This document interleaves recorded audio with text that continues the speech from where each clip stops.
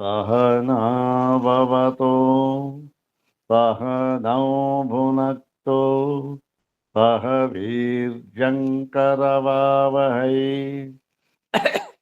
तेजस्विनावधीतमस्तु मा विद्विषावहै। ॐ शान्ति शान्ति शान्तिः। श्रुतिस्मृतिपुराणानाम् आलयं करुणालयं नमामि भगवत्पादं शङ्करं लोकशङ्करम्। नमामि भगवत्पादशङ्करं लोकशङ्करम्। वन्दे तं सच्चिदानन्दं यतिवर्जं महामतिं वेदवेदान्तसारज्ञं सद्गुरुं प्रणतोऽस्म्यहम्। सदाशिवसमारम्भां शङ्कराचार्यमध्यमाम् अस्मदाचार्यपर्यन्तां वन्दे गुरुपरम्पराम्। अग्रे उपस्थितेभ्यः भवद्भ्यः सर्वेभ्यो जिज्ञासुभ्यः सप्रणामं हार्दं स्वागतं व्याहरामि। श्री श्री सच्चिदानंदेन्द्र सरस्वती स्वामिपादानां कर्तृकत्वेन प्रसिद्धासु कृतिषु विशुद्ध वेदांत परिभाषा नाम्नी देवभाषायाः कृतिः इदानीं विचार्यते। इयं कृतिः एका विशिष्टा कृतिः स्वामिपादानां संस्कृतभाषायाम् उपनिबद्धा एका विशिष्टा कृतिः। तत्र द्वादशो विषयः अनुसन्धेयमस्ति। विषयः कः? ब्रह्मात्मानुभवसाधनम्। इमं विषयम् इदानीं विचारयामः। अग्रे तावत् श्री श्री स्वामिचरणानां प्रशस्तिश्लोकमेकं पठित्वा तेषां पादारविन्दयोः शिरसा प्रणिपत्य अनुग्रहं च प्राप्य प्रकृतं द्वादशं ग्रन्थभागं ब्रह्मात्मानुभवसाधनम् इति द्वादशं ग्रन्थभागं यथा स्वामिपादानुग्रहम् इदानीं विचारयामः। सर्वाग्रे श्री श्री स्वामिपादानां प्रशस्तिश्लोकमेकं द्विवारं पठामः। ॐ कषायरहितं काषायवासं स्वरूपनिष्ठं परिपूर्णबोधं वन्दे निशं सच्चिदानन्दरूपं सरस्वतीम् इन्द्रसमानतेजम्।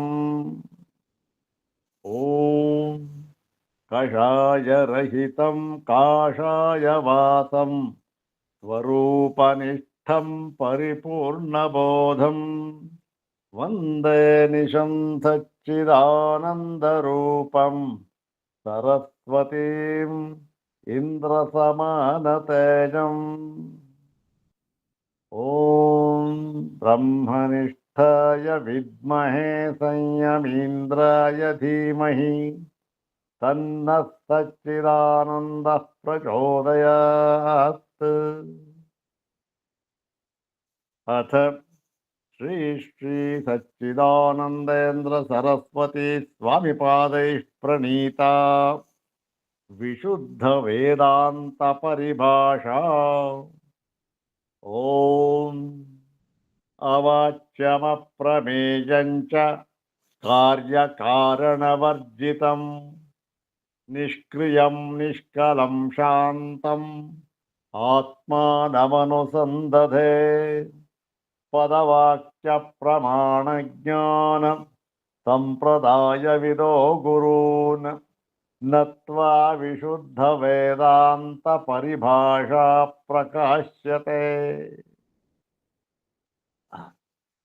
ಶ್ರೀ ಶ್ರೀ ಸಚ್ಚಿದಾನಂದೇಂದ್ರ ಸರಸ್ವತಿ ಸ್ವಾಮಿಪಾದರವರ ಒಂದು ವಿಶಿಷ್ಟವಾದ ಸಂಸ್ಕೃತ ಕೃತಿ ವಿಶುದ್ಧ ವೇದಾಂತ ಪರಿಭಾಷಾ. ಅದರಲ್ಲಿ 12ನೆಯ ವಿಷಯವನ್ನ ನಾವು ಈಗ ವಿಚಾರ ಮಾಡಬೇಕಾಗಿದೆ, ಅನುಸಂಧಾನ ಮಾಡಬೇಕಾಗಿದೆ. ವಿಷಯ ಏನು? ಬ್ರಹ್ಮಾತ್ಮಾನುಭವ ಸಾಧನಂ. ಬ್ರಹ್ಮಾತ್ಮಾನುಭವ ಸಾಧನಂ ಏನು ಇದು? ಬ್ರಹ್ಮಾತ್ಮಾನುಭವ ಸಾಧನಂ ಅಂತಂದ್ರೆ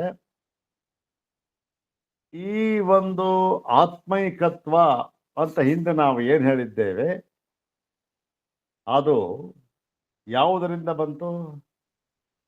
ಆ ವಿದ್ಯೆಯಿಂದ ಬ್ರಹ್ಮಾತ್ಮಾನುಭವ ಅಂತ ಬಂತು. ಈ ಬ್ರಹ್ಮಾತ್ಮಾನುಭವ, ಬ್ರಹ್ಮಾತ್ಮ ಜ್ಞಾನ ಅಂತಕ್ಕಂಥದ್ದು ಬಂತು ವಿದ್ಯೆಯಿಂದ. ಬ್ರಹ್ಮಾತ್ಮ ಜ್ಞಾನ ಅಂತಕ್ಕಂಥದ್ದು ಅದು ತನ್ನ ಫಲವನ್ನು ಕೊಡುವುದಕ್ಕೆ ಜ್ಞಾನವಾಯಿತು. ಜ್ಞಾನವು ತನ್ನ ಫಲವನ್ನು ಕೊಡುವುದಕ್ಕೆ ನಾವೇನು ಮಾಡಬೇಕು? ಅದು ಮುಖ್ಯವಾದ ವಿಚಾರ. ಬರೀ ಜ್ಞಾನವಾಗಿಬಿಟ್ರೆ ಅದರಿಂದ ಯಾವ ಪ್ರಯೋಜನವೂ ಇಲ್ಲ. ಕೇವಲ ಜ್ಞಾನದಿಂದ ಯಾವ ಪ್ರಯೋಜನವೂ ಇಲ್ಲ. ಹೌದು ತಾನೆ? ಯಾವಾಗ ಅದು ವಿನಿಯೋಗವಾಗುತ್ತೋ ಆಗಲೇ ಅದಕ್ಕೆ ಪ್ರಯೋಜನ ಅಂತ ಒಂದು ಬರುತ್ತೆ. ಇಲ್ಲದೆ ಇದ್ರೆ ಏನೂ ಪ್ರಯೋಜನ ಇರೋದಿಲ್ಲ. ಹೀಗೆ ಈ ಒಂದು ವಿದ್ಯೆಯಿಂದ ಬ್ರಹ್ಮಾತ್ಮೈಕತ್ವ ಜ್ಞಾನ ಆಯಿತು. ಆ ಜ್ಞಾನವು ತನ್ನ ಫಲವನ್ನು ಕೊಡತಕ್ಕಂಥದ್ದಕ್ಕೆ, ಫಲವನ್ನು ಕೊಡು, ಯಾವ ಫಲ ಅದು? ಮೋಕ್ಷವೆಂಬ ಫಲವನ್ನು ಕೊಡತಕ್ಕಂಥದ್ದು. ಆ ಮೋಕ್ಷವೆಂಬ ಫಲವನ್ನು ಕೊಡುವುದಕ್ಕೆ ಏನು ಮಾಡಬೇಕು? ಜ್ಞಾನವೆಲ್ಲ ಆಯಿತು. ಹೀಗಿರಬೇಕು, ಹೀಗಿರಬೇಕು, ಚಿತ್ರ ಮಾಡಬೇಕು, ನಮ್ಮ ಅಂತಃಕರಣ ಹೀಗಿರಬೇಕೆಲ್ಲ ಆಯಿತು, ಸರಿ ಹೋಯಿತು. ಆ ಒಂದು ಜ್ಞಾನ ಈ ಸಿದ್ಧಿಯಾಗಬೇಕಾದರೆ ಏನು ಮಾಡಬೇಕು ಅಂತಕ್ಕಂಥದ್ದು ಮುಖ್ಯವಾದ ಪ್ರಶ್ನೆ. ಯಾಕೆ? ಲೌಕಿಕವಾದ ಎಲ್ಲ ವಿಷಯಗಳಲ್ಲೂ ಕೂಡ ಇದಿದ್ದೇ ಇರುತ್ತೆ. ಹೋಗ್ತಾನೆ. ಜ್ಞಾನವಾಯಿತು ಸಾಲೋದಿಲ್ಲ, ಅದು ತನ್ನ ಫಲವನ್ನು ಕೊಡುವುದಕ್ಕೆ ಸಾಕಾಗುವುದಿಲ್ಲ. ಮತ್ತೇನು ಬೇಕು? ಅದಕ್ಕೆ ಏನೋ ಒಂದು ವಿನಿಯೋಗ ಅಂತ ಬೇಕು. ಆ ವಿನಿಯೋಗಕ್ಕೆ ಏನು ಮಾಡಬೇಕು ಅದನ್ನು ಮಾಡಬೇಕು. ಒಂದೊಂದಕ್ಕೆ ಒಂದೊಂದು ಥರ ವಿನಿಯೋಗವನ್ನು ಹೇಳಿರ್ತಾರೆ. ಅದರ ಪ್ರಕಾರ, ಶಾಸ್ತ್ರದ ಪ್ರಕಾರ ಅದನ್ನು ಮಾಡಬೇಕು, ಫಲವನ್ನು ಪಡೆಯಬೇಕು. ಲೌಕಿಕ ವ್ಯವಹಾರದಲ್ಲೂ ಅಷ್ಟೇ. ಜ್ಞಾನವಾಯಿತು, ಅದಕ್ಕೇನೋ ಒಂದು ಕ್ರಿಯೆ ಅಂತ ಇರುತ್ತೆ, ಅದನ್ನು ಮಾಡಬೇಕು, ಮಾಡಿಬಿಟ್ಟು ಫಲ ಪಡ್ಕೊಳ್ಬೇಕು. ಹೀಗೆ ಇಲ್ಲಿ ಆಯಿತು, ವಿದ್ಯೆಯಿಂದ ಆತ್ಮೈಕತ್ವ ಜ್ಞಾನ ಆಯಿತು. ಆ ಜ್ಞಾನವು ತನ್ನ ಫಲವನ್ನು ಕೊಡುವುದಕ್ಕೆ ನಾವು ಏನು ಮಾಡಬೇಕು? ಫಲವ ಯಾವುದು? ಮೋಕ್ಷ. ಮೋಕ್ಷಾನುಭವಕ್ಕೆ. ಮೋಕ್ಷಾನುಭವ ಅಂತಂದ್ರೆ ಒಂದೇ, ಬ್ರಹ್ಮಾತ್ಮಾನುಭವ ಅಂತಂದ್ರೆ ಒಂದೇ. ಬ್ರಹ್ಮಾತ್ಮಾನುಭವ ನಮಗಾಗಬೇಕಲ್ಲ, ಅದಕ್ಕೆ ಇರಬೇಕು. ಇವಾಗ ತತ್ವಮಸಿ, ಅಹಂ ಬ್ರಹ್ಮಾಸ್ಮಿ, ಇವಕ್ಕೆಲ್ಲ ನಮಗೆ ಗೊತ್ತಾಯಿತು. ಪ್ರಜ್ಞಾನ ಬ್ರಹ್ಮ, ಆತ್ಮಾಚ ಬ್ರಹ್ಮ, ಬೇಕಾದಷ್ಟು ವಾಕ್ಯ ಇದೆಯಲ್ಲ, ಇವಕ್ಕೆಲ್ಲ ನಮಗೆ ಗೊತ್ತಾಯಿತು, ಅರ್ಥ ಗೊತ್ತಾಯಿತು, ಎಲ್ಲ ಗೊತ್ತಾಯಿತು, ಆಯಿತು. ಈಗ ಇದು ಫಲವನ್ನು ಕೊಡೋದಕ್ಕೆ ಏನು ಮಾಡಬೇಕು? ಪ್ರತಿಯೊಬ್ಬರು ಈಗ ಅದ್ವೈತ ವೇದಾಂತವನ್ನು ಯಾರು ಈ ಒಂದು ಅಧ್ಯಯನ ಮಾಡ್ತಾ ಇದ್ದಾರೋ ಅವರೆಲ್ಲರೂ ಕೂಡ ಸಾಮಾನ್ಯವಾಗಿ 100ಕ್ಕೆ 80-90 ಜನ ಕೇಳ್ತಕ್ಕಂಥ ಪ್ರಶ್ನೆ ಇದೆ. ನೋಡಿ, ನಾವು 40-50 ವರ್ಷಗಳಿಂದಲೂ ಕೂಡ ಈ ಸೂತ್ರ ಭಾಷ್ಯವನ್ನು ಅಧ್ಯಯನ ಮಾಡ್ತಾ ಇದ್ದೇವೆ. ನಮಗೆ ಸೂತ್ರ ಭಾಷ್ಯದ ಒಂದೊಂದು ವಾಕ್ಯವೂ ಕೂಡ ಚೆನ್ನಾಗಿ ಕಂಠಸ್ಥವಾಗಿಬಿಟ್ಟಿದೆ. ಎಲ್ಲ ಚೆನ್ನಾಗಿ ಬರುತ್ತೆ, ಅದರ ಅರ್ಥವೂ ಕೂಡ ಗೊತ್ತಾಗ್ಬಿಟ್ಟಿದೆ. ಆದರೆ ಅದೇನೋ ಈ ಮೋಕ್ಷಾನಂದ ಅಂತಂತ ಇದೆಯಲ್ಲ, ಅದಾಗ್ತಾ ಇಲ್ವಲ್ಲ. ಇಷ್ಟೆಲ್ಲ ಜ್ಞಾನ ಆದರೂ ಕೂಡ ನನಗೆ ಶೋಕ ಮೋಹ ಅಂತಕ್ಕಂಥದ್ದು ಬಿಟ್ಟಿಲ್ವಲ್ಲ, ಏನು ಕಾರಣ? ಒಂದು ಆ ಒಂದು ವಾಕ್ಯಗಳಿಗೆ ಆ ಶಕ್ತಿ ಇಲ್ಲ ಅಂತ ಆಗಬೇಕು. ಅದು ಸಾಧ್ಯ ಇಲ್ಲ. ಯಾಕೆಂದರೆ ಆಚಾರ್ಯರಾದಿಯಾಗಿ ಪ್ರತಿಯೊಬ್ಬರೂ ಕೂಡ ಶ್ರುತಿಯಾದಿಯಾಗಿ ಈಗಲೇ ಈ ಕ್ಷಣದಲ್ಲೇ ಜ್ಞಾನವಾದ ಕೂಡಲೇ ನಿಮ್ಮ ಅನುಭವಕ್ಕೆ ಬಂದು ಬಿಡತಕ್ಕಂಥ ಫಲ ಇದು. ಕಾಲಾಂತರವೂ ಇಲ್ಲ, ವಿಷಯಾಂತರವೂ ಇಲ್ಲ, ದೇಶಾಂತರವೂ ಇಲ್ಲ, ಯಾವುದೂ ಇಲ್ಲ. ಜನ್ಮಾಂತರ, ದೇಹಾಂತರ, ದೇಶಾಂತರ ಯಾವುದೂ ಇಲ್ಲ ಅಂತೆಲ್ಲ ಹೇಳ್ಕೊಂಬಂದಿದ್ದಾರೆ. ಆದರೆ ಅದೆಲ್ಲ ಹೇಳಿದ್ದಾರೆ ಸ್ವಾಮಿ. ಆದರೆ ನಮಗೆ ವಸ್ತುತಃ ಆಗ್ತಾ ಇಲ್ವಲ್ಲ. ಇದು ಪ್ರತಿಯೊಬ್ಬರು ಕೇಳತಕ್ಕಂಥ ಪ್ರಶ್ನೆ. ಇದಕ್ಕೆ ನಾವು ಏನು ಮಾಡಬೇಕು? ನಮ್ಗೆ ಆಗಬೇಕು ಆ ಒಂದು ಫಲ ಅಂತಕ್ಕಂಥದ್ದು ನಮ್ಗೆ ಬರಬೇಕು. ಅದಕ್ಕೆ ನಾವು ಏನು ಮಾಡಬೇಕು ಅಂತಕ್ಕಂಥ ಅದನ್ನ ಇಲ್ಲಿ ವಿಚಾರ ಮಾಡ್ತಾ ಇದ್ದಾರೆ. ಅತ್ಯಂತ ಮುಖ್ಯವಾದ ಭಾಗ. ಪ್ರತಿಯೊಬ್ಬರೂ ಕೂಡ ವೇದಾಂತಾಭ್ಯಾಸಿಗಳು, ವೇದಾಂತ ಅಧ್ಯಾಯಿಗಳು ಅವರೆಲ್ಲರೂ ಕೂಡ ಕೇಳತಕ್ಕಂಥ ಪ್ರಶ್ನೆ ಇದೆ. ನನಗೆಲ್ಲ ಗೊತ್ತು ಕಣ್ರಿ, ಪ್ರತಿಯೊಂದು ಗೊತ್ತು, ವಾಕ್ಯ ಎಲ್ಲ ಕಂಠಸ್ಥವಾಗಿದೆ, ಎಲ್ಲನೂ ಹೇಳ್ತೇನೆ ನಾನು, ಅರ್ಥ ಗೊತ್ತು. ಆದರೂ ಕೂಡ ಶೋಕ ಮೋಹ ಬಿಟ್ಟೋಗಿಲ್ಲ. ಯಾರು? ನಾವುಗಳಷ್ಟೇ ಅಲ್ಲ, ಲೌಕಿಕರು.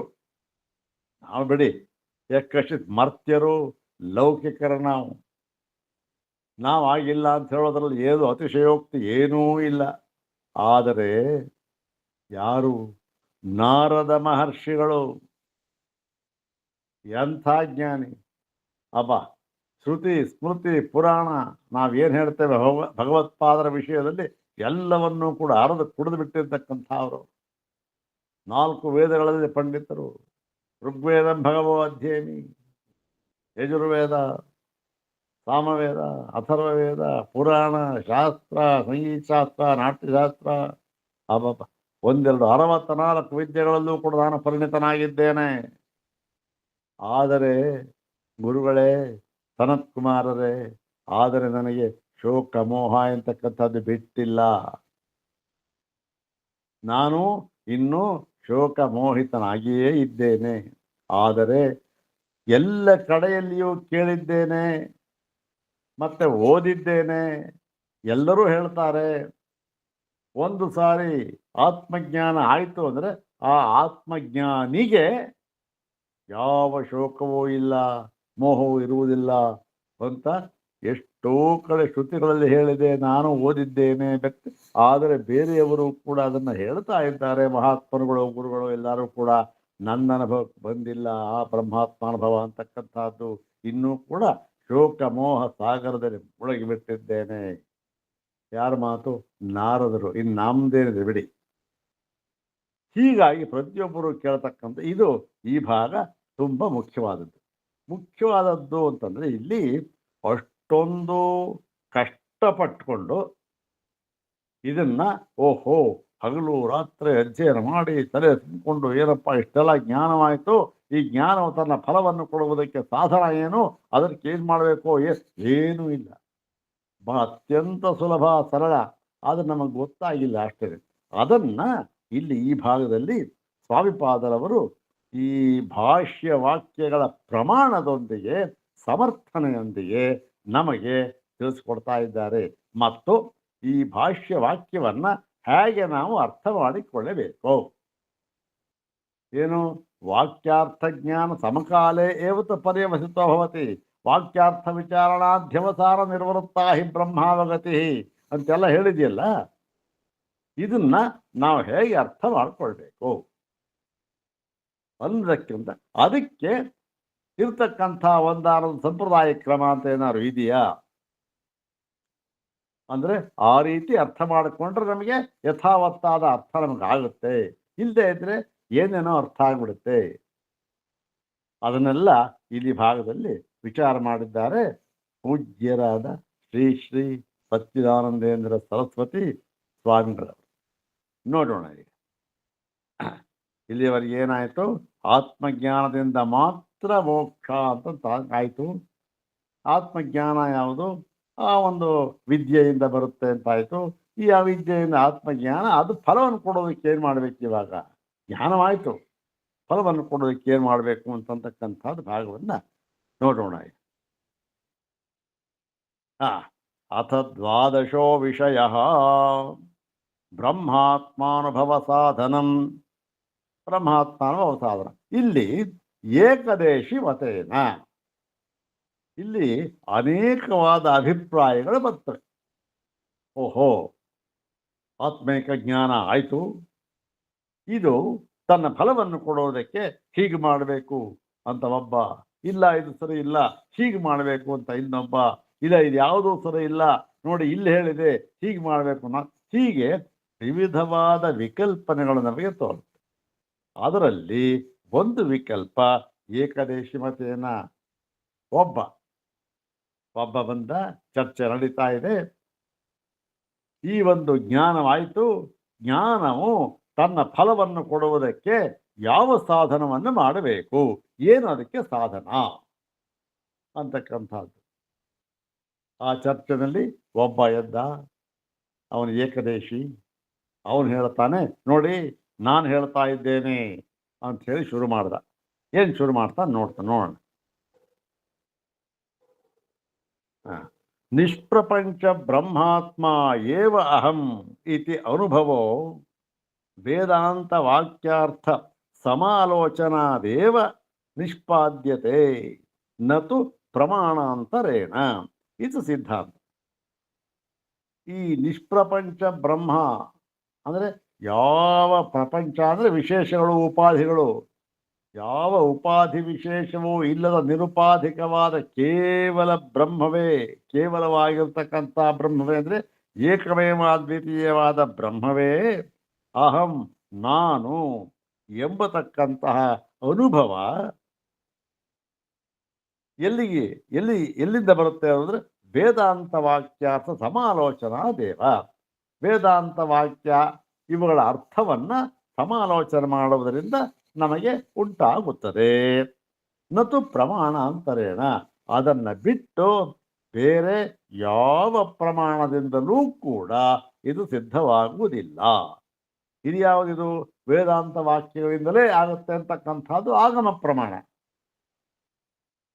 ಈ ಆಗಮ ಪ್ರಮಾಣವನ್ನು ಬಿಟ್ಟು ಬೇರೆ ಯಾವ ಪ್ರಮಾಣದಿಂದಲೂ ಕೂಡ, ಮುಖ್ಯವಾಗಿ ಇನ್ನೆರಡು ಪ್ರಮಾಣ ಇದೆಯಲ್ಲ, ಇನ್ನೂ 5 ಪ್ರಮಾಣ ಇರಬೇಕು, ಅದು ಇದೆ, ಅದೆಲ್ಲ ಇದರ ಅಂತರ್ಗತವಾಗಿರ್ತಕ್ಕಂಥದ್ದು ವನಪ್ರಬ್ಧಿ ಅರ್ಥಾಪತ್ತಿ ಇವೆಲ್ಲ. ಈಗ ಸದ್ಯಕ್ಕೆ ಆಗಮ ಒಂದರಿಂದಲೇ, ಆಗಮ ಪ್ರಮಾಣ ಒಂದರಿಂದಲೇ ಸಾಧ್ಯ, ಮತ್ತು ಯಾವುದರಿಂದ ಅಲ್ಲ, ಅನುಮಾನದಿಂದಲೂ ಅಲ್ಲ. ಮತ್ತು ಇನ್ನೊಂದು ಮುಖ್ಯವಾದ ಪ್ರಮಾಣ ಯಾವುದು? ಪ್ರತ್ಯಕ್ಷ ಪ್ರಮಾಣ. ಪ್ರತ್ಯಕ್ಷ ಪ್ರಮಾಣದಿಂದಲೂ ಅಲ್ಲ. ಪ್ರತ್ಯಕ್ಷ ಅನುಮಾನ ಇವೆರಡೂ ಪ್ರಮಾಣದಿಂದಲೂ ಕೂಡ ಈ ಒಂದು ಬ್ರಹ್ಮಾತ್ಮಾನುಭವ ಅಂತಕ್ಕಂಥದ್ದು ಬರೋದಿಲ್ಲ. ಇದು ಕೇವಲ ಶಾಸ್ತ್ರಾರ್ಥ ಜ್ಞಾನ ಅಂದರೆ ಆಗಮ ಪ್ರಮಾಣದಿಂದಲೇ ಇದು ಬರತಕ್ಕಂಥದ್ದು ಅಂತ ಎಲ್ಲ ನಿಶ್ಚಯವಾಗಿದೆ. ಮತ್ತು ವಾಕ್ಯಾರ್ಥ ಜ್ಞಾನ ನಿಷ್ಪತ್ತಿ ಅನಂತರಂ ತು ನ ಕಿಂಚಿದು ಅವಶಿಷ್ಯತೆ ಅನುಭವ ನಿಷ್ಪಾದನಾರ್ಥಂ. ಇದು ಸಿದ್ಧಾಂತವನ್ನು ಹೇಳ್ತಾರೆ. ಮುಂಚೆ ವಾಕ್ಯಾರ್ಥ ಜ್ಞಾನ ನಿಷ್ಪತ್ತಿ ಅನಂತರ, ವಾಕ್ಯಾರ್ಥ ಜ್ಞಾನವು ನಮಗೆ ಆದ ನಂತರ ಏನಾಗುತ್ತೆ? ನ ಕಿಂಚಿದ ಅವಶಿಷ್ಯತೆ, ಮತ್ತೇನೂ ಕೂಡ ಉಳಿಯುವುದಿಲ್ಲ. ಯಾತಕ್ಕೋಸ್ಕರ ಅಂದರೆ ಅನುಭವ ನಿಷ್ಪಾದನಾರ್ಥಂ. ಆ ಪಡೆದುಕೊಂಡ ಜ್ಞಾನವು ತನ್ನ ಅನುಭವದಲ್ಲಿ ಕೊನೆಗಾಣಬೇಕಾದರೆ ಏನು? ನ ಕಿಂಚಿದ ಅವಶಿಷ್ಯತೆ, ಮಾಡಬೇಕಾದ ಕಾರ್ಯ ಅಂತಕ್ಕಂಥದ್ದು ಯಾವುದೂ ಇಲ್ಲ. ಏನು? ಜ್ಞಾನವಾದ ಮೇಲೆ ಅದು ಅನುಭವಕ್ಕೆ ಹತ್ತಬೇಕಾದ್ರೆ ಮಾಡಬೇಕಾದ ಯಾವ ಕ್ರಿಯೆ ಆಗಲಿ ಯಾವುದೂ ಇಲ್ಲ ಎಂಬುದು ವೇದಾಂತ ಸಿದ್ಧಾಂತ ಭಗವತ್ಪಾದೀಯ ಸಂಪ್ರದಾಯ ಆಗತಃ. ಇದು ಸಿದ್ಧಾಂತ. ಇದು ಯಾವುದಿದು? ಭಗವತ್ಪಾದೀಯ ಸಂಪ್ರದಾಯ. ಭಗವತ್ಪಾದರು ಹಾಕಿಕೊಟ್ಟಂತಹ ಸಂಪ್ರದಾಯ ಅಲ್ಲ.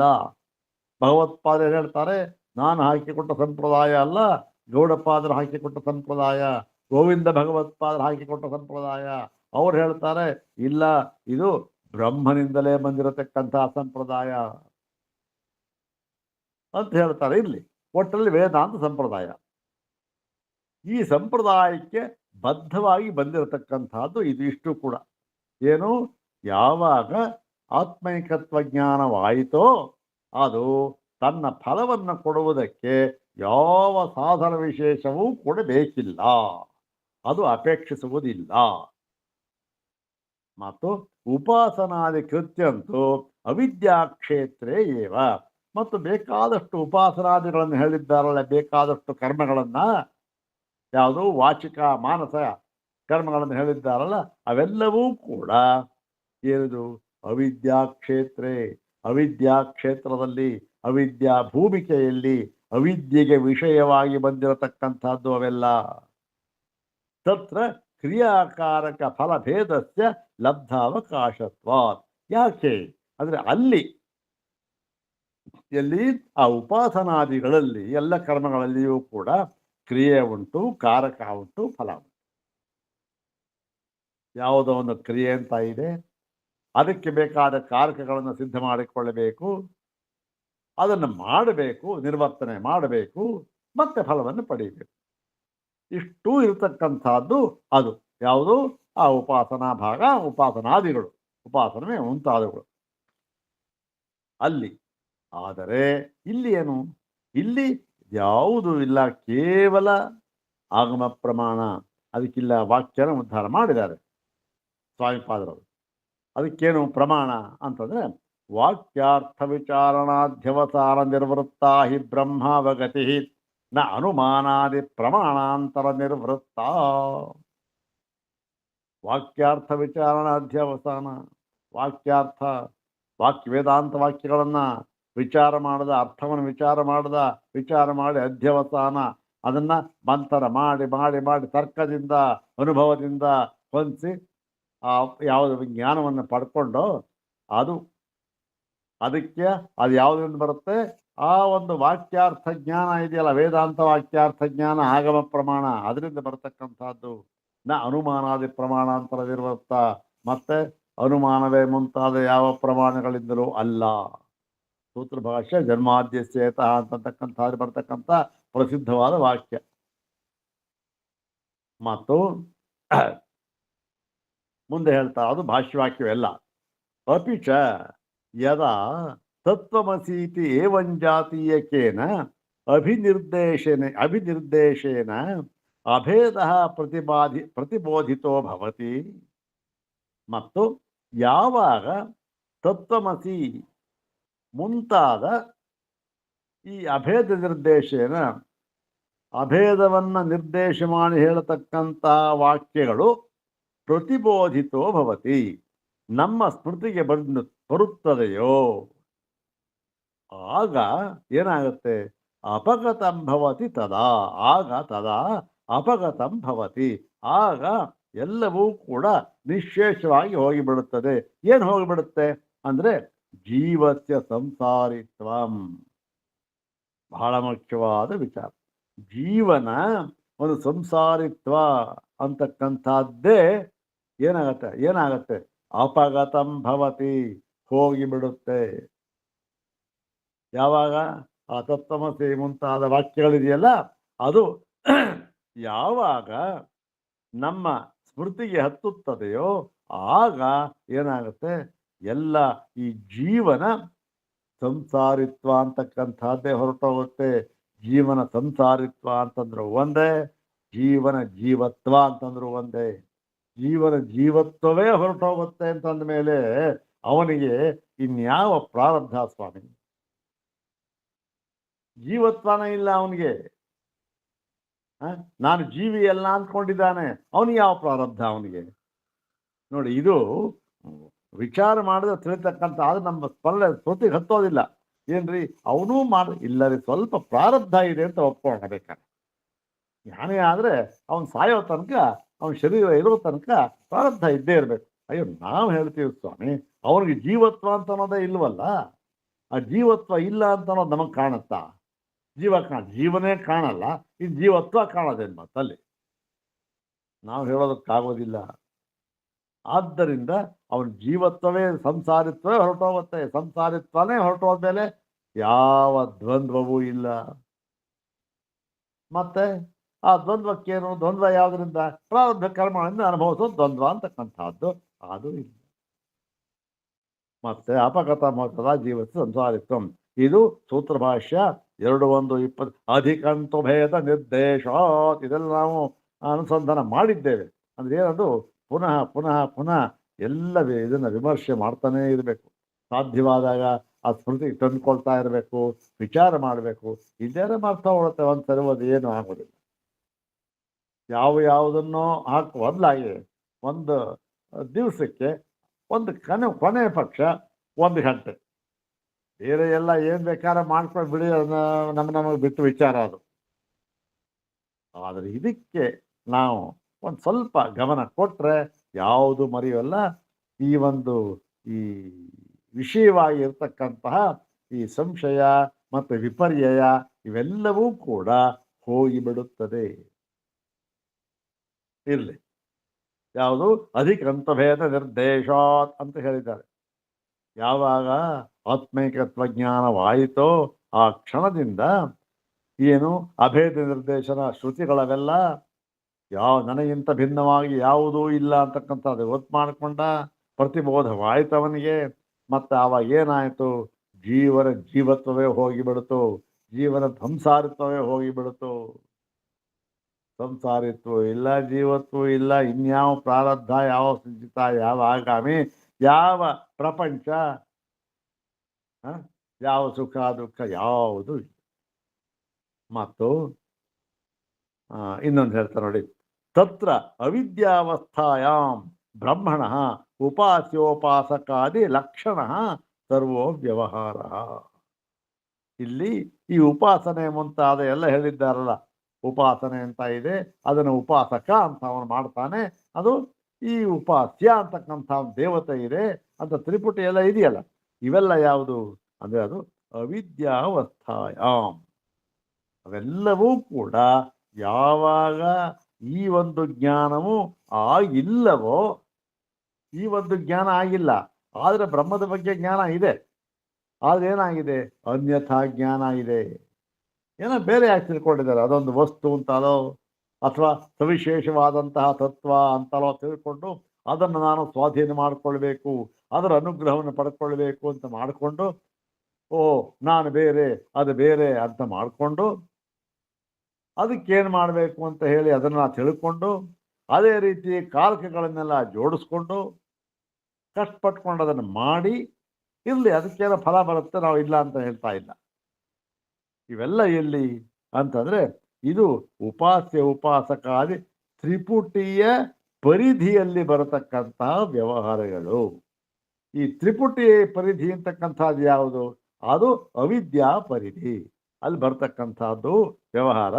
ಅದಕ್ಕಿದೆ ಯಾವುದು? ಅದಕ್ಕೆ ಫಲ ಇದೆ, ಇಲ್ಲ ಅಂತಲ್ಲ. ಆದರೆ ಇವನು ಯಾರು? ಇವನು ಆ ಎಲ್ಲ ಫಲಗಳಿಂದಲೂ ಕೂಡ ನಿರ್ವೇದವನ್ನು ಹೊಂದಿದವನಾಗಿ ನಿರ್ವಿಣ್ಣನಾಗಿ, ಆ ಎಲ್ಲ ಫಲಗಳು ಇದೆ, ಬೇಕಾದಷ್ಟು ಇದೆಯಲ್ಲ, ಅದೆಲ್ಲ ಯಾವುದು ಬೇಡ, ನಿರ್ವಿಣ್ಣನಾಗಿ ಇಹ ಮೂತ್ರಾರ್ಥ ಫಲಭೋಗ ವಿರಾಗ. ಇವೆಲ್ಲ ನೋಡಿ, ವಿಚಾರ ಮಾಡಿ ನೋಡಿದಾಗ ಎಂಥ ಮಾತಿವೆಲ್ಲ, ಯಾವ ಸಂಶಯಕ್ಕೂ ಎಳ್ಳಷ್ಟೂ ಎಡೆ ಇಲ್ಲ.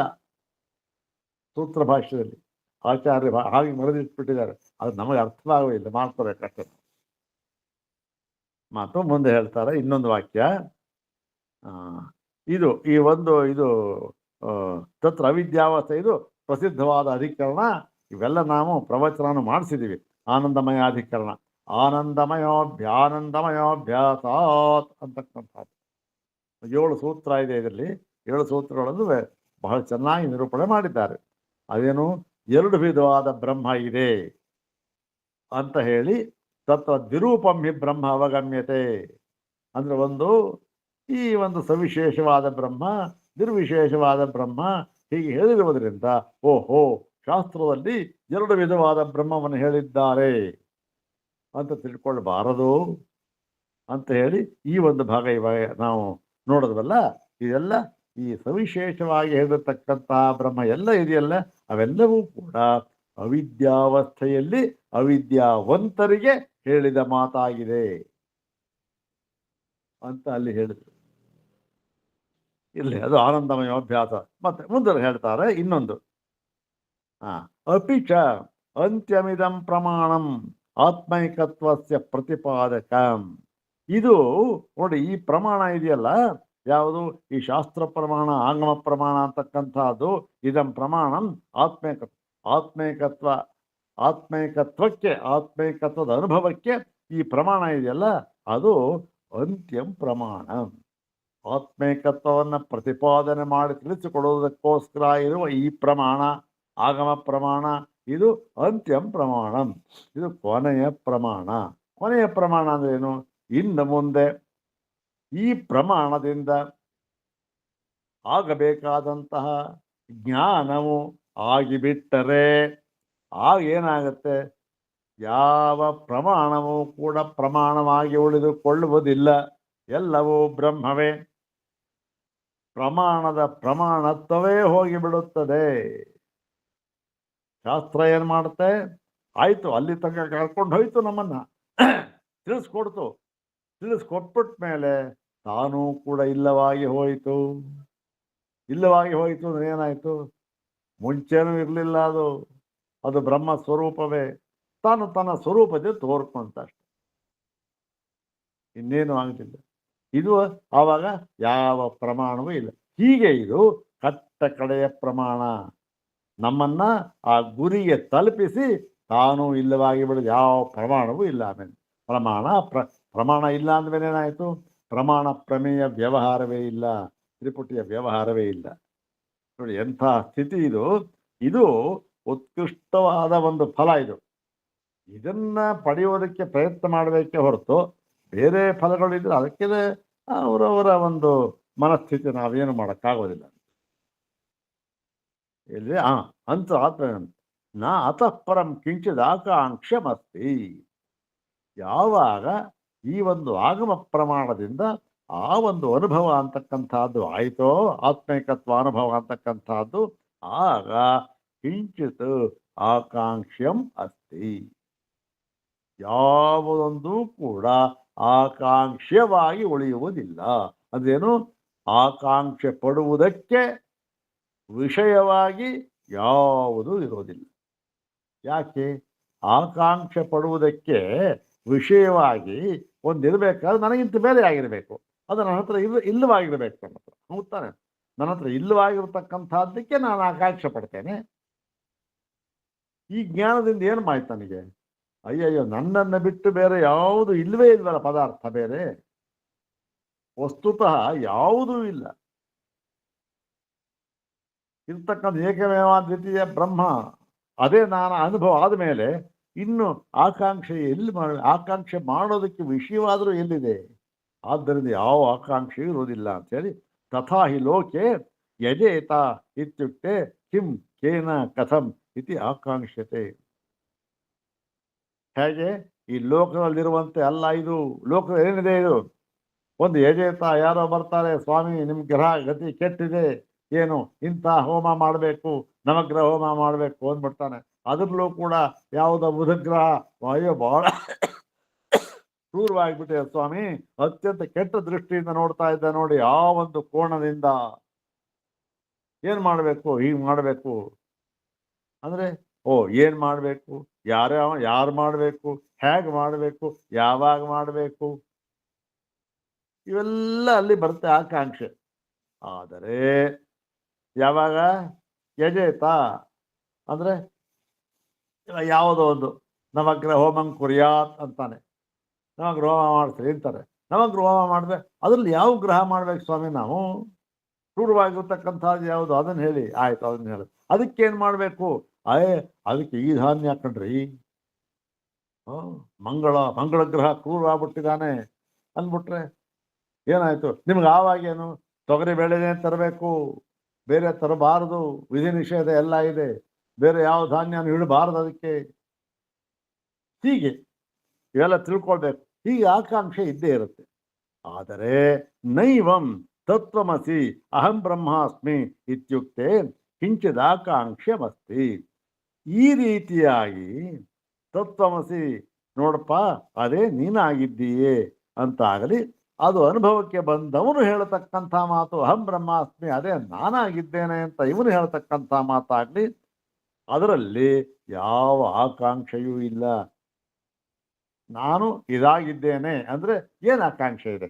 ನೋಡಿ, ಒಬ್ಬ ಇದ್ದಾನೆ, ಅವನ ಹೆಸರು ರಾಮ ಅಂತಂತ. ಅವನು ಹೋಗ್ತಾನೆ, ಏನಪ್ಪ ನಾನು ರಾಮನಾಗಿದ್ದೇನೆ ಅಂತ ಹೇಳ್ತಾನೆ. ಅಹಂ ರಾಮ ಇತಿ ವದತಿ. ಇವಾಗ ಅಹಂ ರಾಮ ಇತಿ ವದತಿ, ಆಮೇಲಿಂದ ಅನಂತರಂ ಏನಿದೆ? ಓ ಏಕಪ್ಪ, ಯಾರು ನೀನು, ಏನು ಆಕಾಂಕ್ಷೆ ಏನೂ ಇಲ್ವಲ್ಲ. ಹಾಗೆ ಇಲ್ಲಿ ನಾನು ಬ್ರಹ್ಮವಾಗಿದ್ದೇನೆ ಅಂತ ತಿಳ್ಕೊಂಡು ಇಲ್ಲಿ ಯಾವ ಆಕಾಂಕ್ಷೆ ಇದೆ? ಕಿಂ ಕೇನ ಕಥಂ ಅಂತದೇನು ಇಲ್ಲ. ಯಾಕೆ? ಸರ್ವ ಆತ್ಮೈಕತ್ವ ವಿಷಯತ್ವಾದ್ ಅವಗತೇ.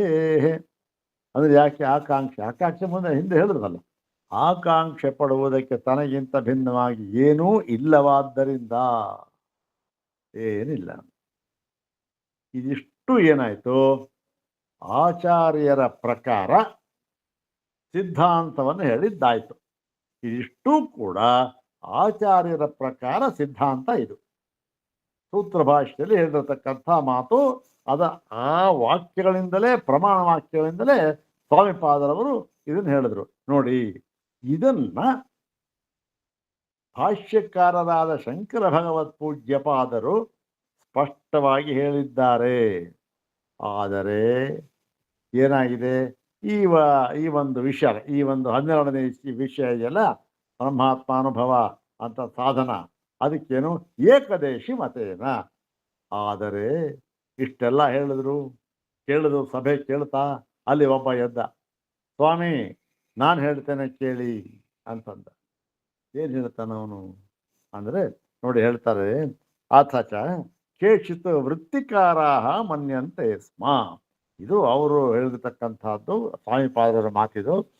ವೃತ್ತಿಕಾರಾಹ ಅಂತಂದ್ರೆ ಶಂಕರ ಭಗವತ್ಪಾದರಿಗಿಂತ ಹಿಂದೆ ಇದ್ದ ಭಾಷ್ಯ ವ್ಯಾಖ್ಯಾನಕಾರರು ಬೇಕಾದಷ್ಟು ಜನ ಇದ್ರು.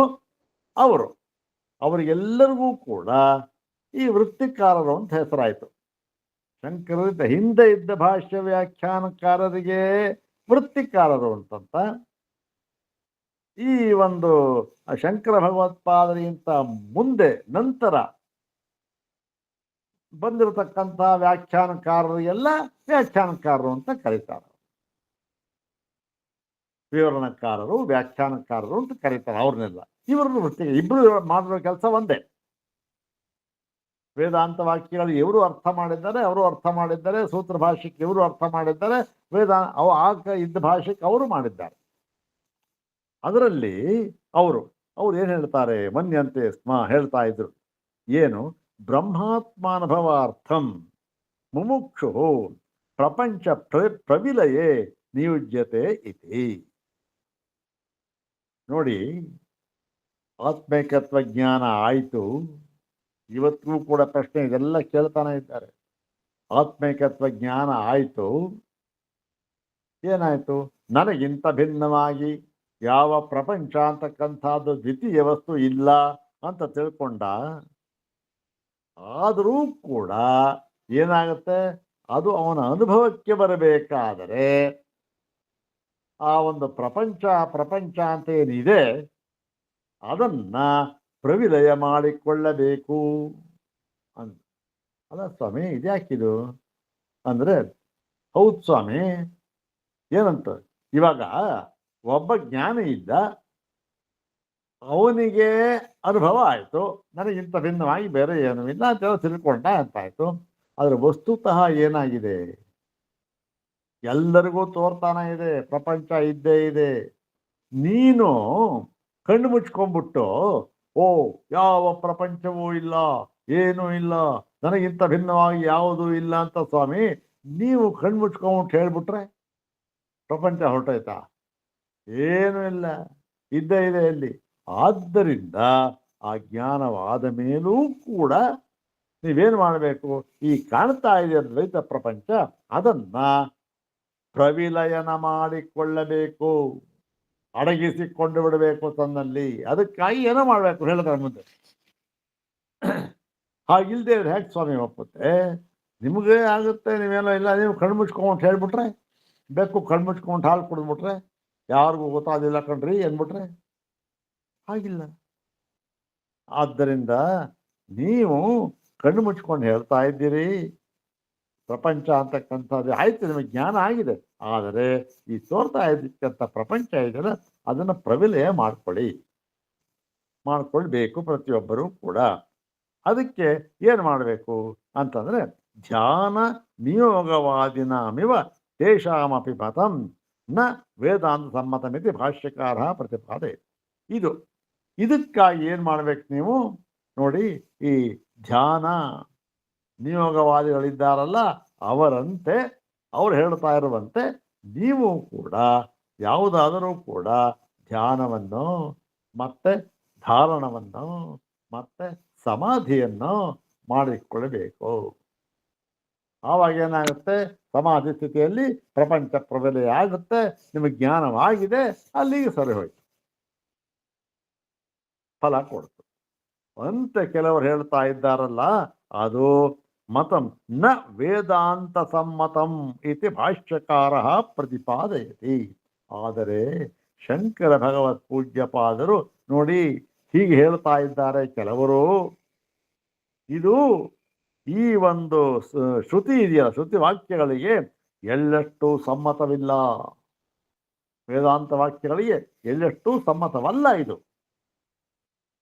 ಸ್ವಾಮಿ ಸಮ್ಮತವಲ್ಲ ಅಂತ ಹೇಳಿದ್ರೆ ಹೇಗೆ?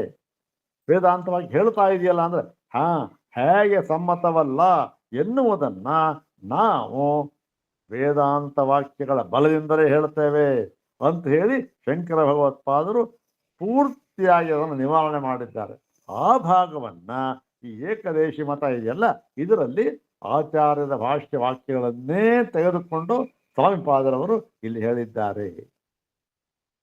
ಹೇಗೆ ಅವರ ವಾದ ಸರಿ ಇಲ್ಲ, ನಿಯೋಗವಾದ ಮತ್ತೆ ಯಾವುದೋ ವಿಧಿವಾದ ಏನೋ ಇದೆಯಲ್ಲ, ಧ್ಯಾನ ಧಾರಣ ಸಮಾಧಿ ಏನೇನೋ ಇದೆ, ಅವೆಲ್ಲ ಮಾಡಬೇಕು, ಯಾವುದೂ ಅಲ್ಲ ಅಂತಕ್ಕಂಥದ್ದನ್ನು ಹೇಳಿದ್ದಾರೆ.